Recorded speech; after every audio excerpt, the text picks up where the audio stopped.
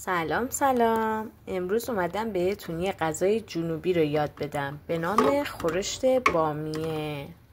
ابتدا پیاز رو سرخ میکنیم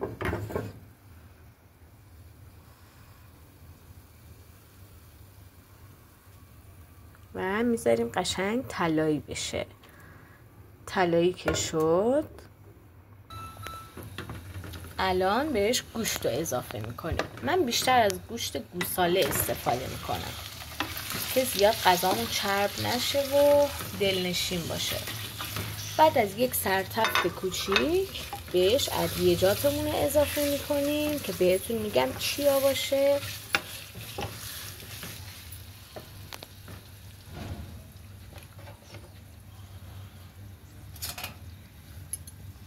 زردچوبه،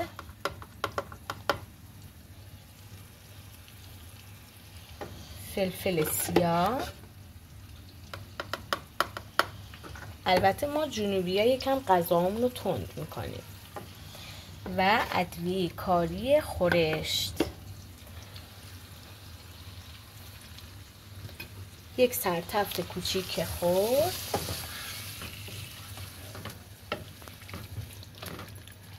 الان بهش سیب زمینی رو اضافه میکنیم.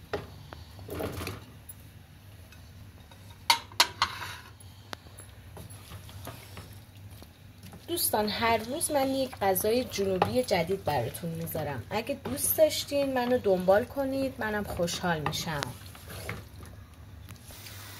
بعد از اینکه یک سرتفت خورد بهش رب اضافه میکنیم.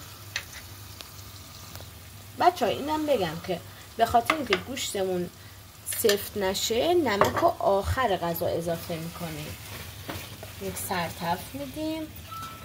ربمون که به روغن افتاد بهش آب جوش رو اضافه میکنیم و در آخرم بامیه رو.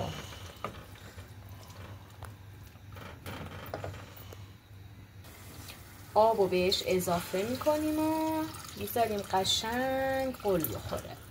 بچه ها باید جنوبی باشید که بفهمید من چی میگم. یعنی واقعا غذای مورد علاقه جنوبی هست. خورشت بامیه. میذاریم قشنگ پخته بشه. حداقل 3 ساعت باید گوشتمون پخته بشه. بعدش بهش بامیه رو اضافه میکنیم. بچه ها اگه دوست داشتین میتونید بهش سیر با پوستم اضافه کنید، اونم خیلی عالی میشه.